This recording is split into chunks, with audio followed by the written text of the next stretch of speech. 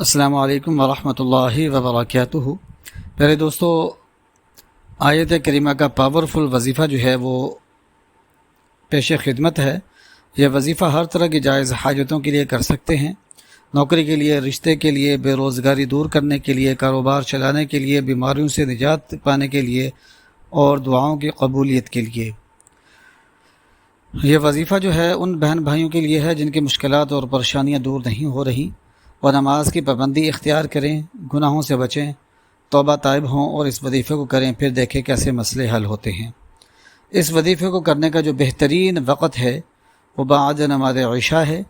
عشاء کی نماز کے بعد گھر کے اندر کسی پرسکون کمرے کا انتخاب کریں جہاں آپ سکون کے ساتھ اس وظیفے کو کر سکیں۔ وظیفے کے شروع میں آپ نے 11 مرتبہ درود ابراہیمی پڑھنا ہے، وہی درود پاک جو ہم اپنی نمازوں کے اندر پڑھتے ہیں، اور وظیفے کے آخر میں بھی درود پاک پڑھنا ہے، اور درمیان میں 1000 مرتبہ آیت کریمہ آپ نے پڑھنی ہے، لا الہ الا انت سبحانک انی کنت من الظالمین۔